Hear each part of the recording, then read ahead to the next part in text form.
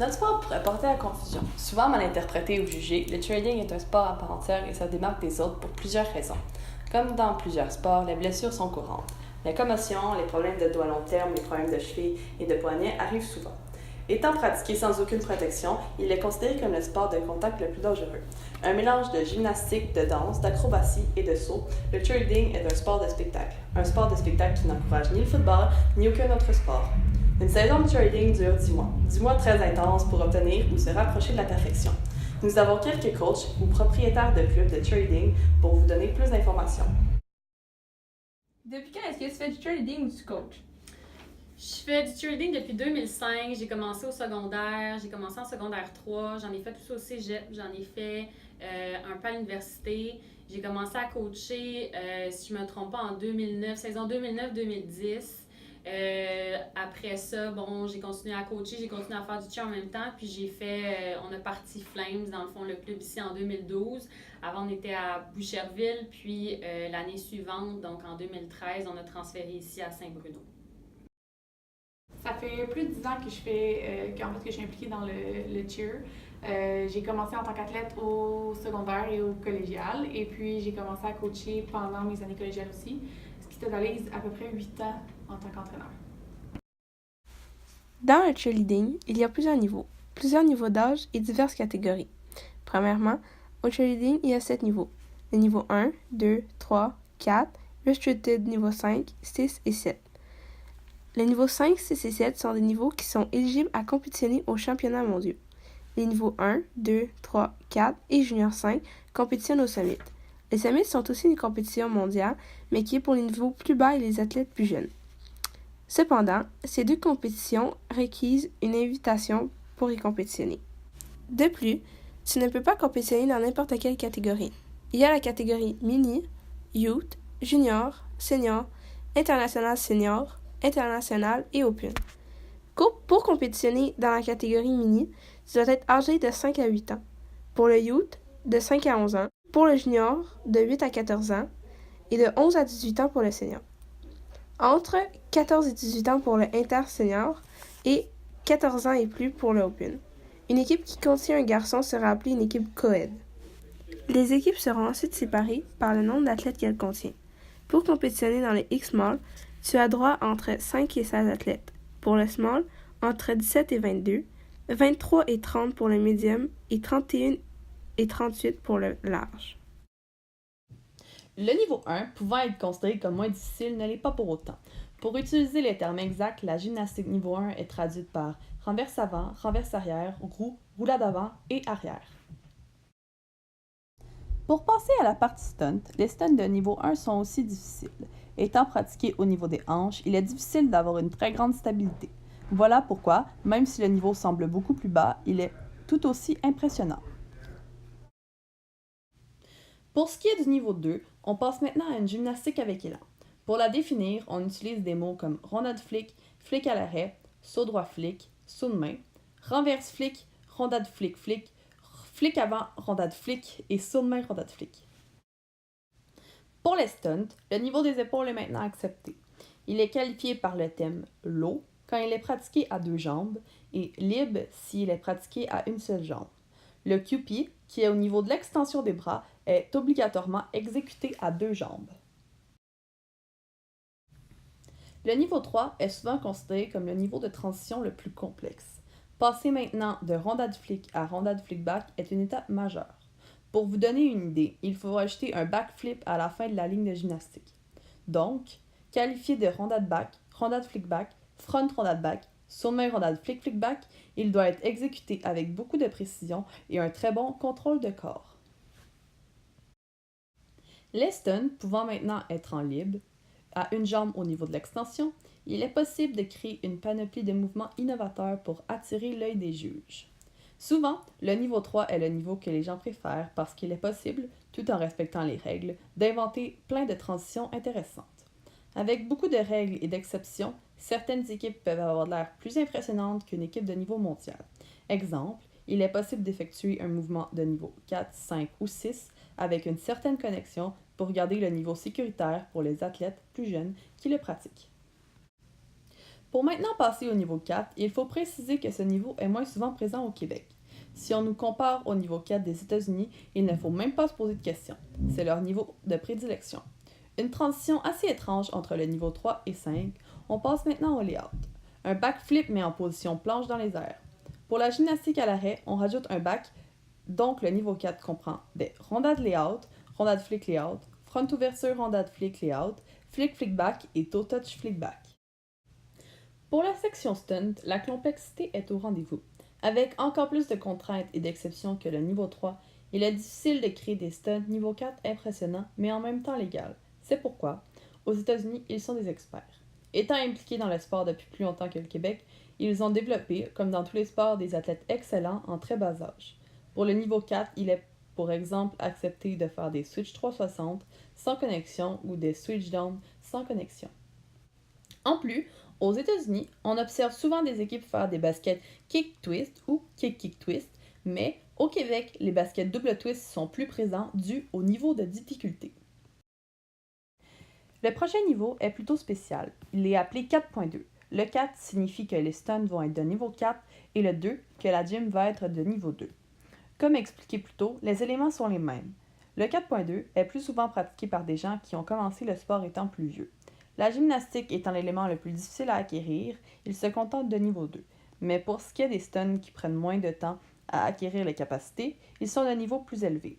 Souvent, les gens dans les équipes 4.2 peuvent aussi être des gens qui sont très bonnes bases ou bac, mais ont plus de difficultés au niveau de leur progression de gymnastique. Passons maintenant au niveau 5. Le niveau 5 est un des 2 niveaux à participer au championnat du monde. Étant un niveau mondial, il est très impressionnant et très rapide. Pour la gymnastique de niveau 5, on parle de vrille et de double vrille. Par exemple, rondade flick vrille ou front ouverture rondade flick flick double vrille. En plus, cette année, 3 équipes de Montréal ont rapporté le titre World Champion.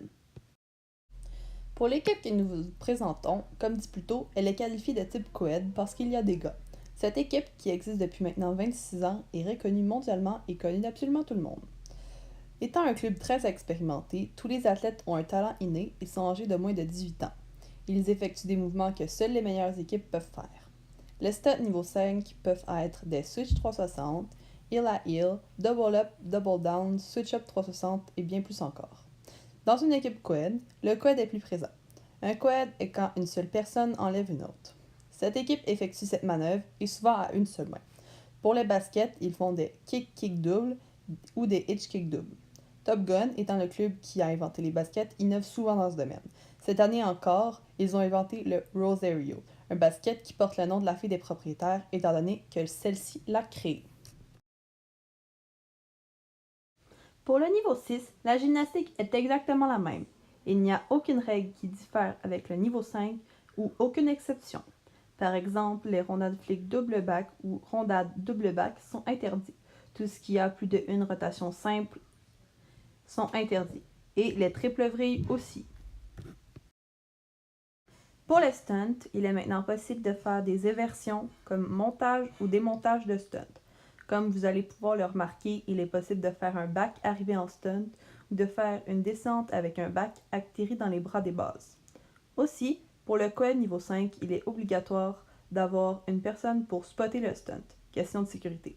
Maintenant, passé au niveau 6, les spots ne sont plus obligatoires.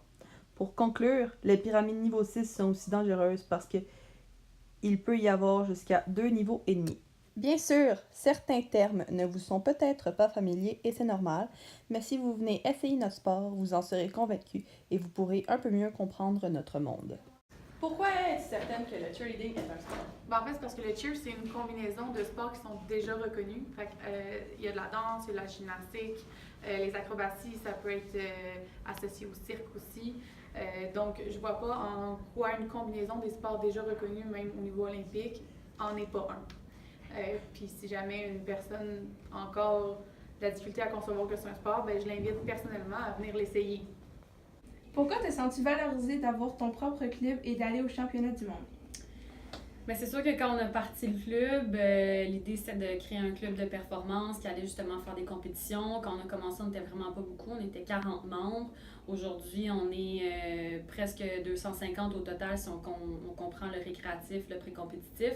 Donc c'est quand même une grande fierté d'être parti de pas beaucoup à beaucoup, d'avoir bâti un programme solide où on a formé des athlètes qui ont commencé jeunes, qui aujourd'hui sont dans nos équipes élites, dans nos équipes Worlds, donc qui participent aux championnats du monde. Donc, c'est l'aboutissement d'un gros travail. Je pense que n'importe quel propriétaire de club espère ça en bout de ligne. Donc, c'est sûr que quand je vois le nombre d'équipes qu'on est, le nombre d'équipes qu'on amène en compétition, puis que nos résultats sont bons, c'est sûr que je suis fière du programme qu'on a créé, puis des entraîneurs qu'on a formés, des athlètes qu'on a formés aussi. Pourquoi penses-tu que les gens ne reconnaissent pas notre sport? En fait, je pense que ça vient au fait que le sport est quand même nouveau, contrairement à d'autres sports. Et en plus, il évolue très vite. Les gens n'ont peut-être pas connaissance de ce que c'est réellement le cheerleading. On est souvent comparé aux meneuses de claques, disons, des Alouettes de Montréal. Ce qui fait que c'est plus difficile d'avoir une certaine crédibilité. Par contre, je suis prête à dire que ça s'améliore beaucoup. En fait, il y a beaucoup plus d'activités, mettons, dans les écoles secondaires, que les gens connaissent un petit peu plus le sport. J'espère qu'un jour, on va se rendre aux Olympiques. Ce serait un bon move, on va appeler ça comme ça, pour ajouter de la crédibilité. Encore nouveau, le cheerleading est un sport à découvrir. Peut-être bien qu'il existe depuis 1898, le cheerleading est souvent associé au football. Au départ, aussi difficile que cela peut paraître, les équipes étaient seulement formées d'hommes. C'est seulement en 1930 que le pompon apparaît. Mais encore une fois, très loin du sport d'aujourd'hui. Aujourd'hui, près de 80% sont des femmes, mais les hommes sont une partie importante et grandissante du sport. C'est dans les années 60 que le cheerleading était présent dans presque toutes les universités et écoles américaines. Encore une fois, le cheerleading à cette époque était qualifié de sideline. Plusieurs années s'écoulent sans trop de changements quand, en 1982, Jeff Webb permet au cheerleading d'être visionné à la télévision et cette même année a eu lieu la première édition de la compétition UCA, la compétition nationale. En 1990, la différence entre le High School Cheer et le All-Star Cheer voit le jour. Le All-Star Cheerleading est un cheerleading compétitif qui s'entraîne pour faire des compétitions. Il n'y a vraiment pas longtemps, en 2003, la fédération USASF est créée dans le but de structurer et d'organiser le sport. Ce n'est qu'en 2008 que les Worlds, la plus grosse compétition mondiale, voit le jour. Cette même année est créée ICU, la compétition mondiale pour les pays. Même si aujourd'hui le sport n'est pas complètement reconnu du public, il a été approuvé comme un sport au provincial. Pour maintenant passer au coût de ce sport.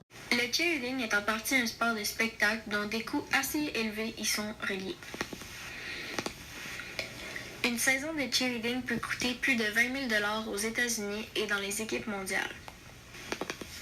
Seulement pour l'uniforme, porté en moyenne 15 fois par année, il faut prévoir environ 500 $. Les frais de base sont d'environ 5 000 $ et à ce coût s'ajoute le prix des compétitions. Le prix d'inscription à ces compétitions, le prix des voyagements, l'hôtel, la nourriture et, s'il y a lieu, des souvenirs. Certaines équipes prennent même l'avion plusieurs fois par année pour aller en Floride, au Texas, au Mississippi et partout dans le territoire américain. Prendre l'avion pour seulement une fin de semaine, c'est un peu exagéré. Sûrement, mais la performance de 2 minutes et demie et tous les souvenirs qui viennent avec en vaut vraiment la peine. Le cheerleading est certainement fait pour dépenser des montants astronomiques pour presque rien, mais il existe des équipes pour presque tous les budgets. Même que certaines équipes sont en coût réduit parce qu'ils s'entraînent seulement une demi-saison et font beaucoup moins de compétitions. Après vous avoir présenté notre sport, voici une preuve que le cheerleading est un sport où tout le monde supporte et encourage beaucoup les autres. En compétition, même si tu n'aimes pas l'autre équipe, tout le monde se dit bonne chance et il n'est pas rare de voir un club en encourager un autre. Voici un exemple où toute la foule chantait le mix d'une équipe aux Worlds 2019.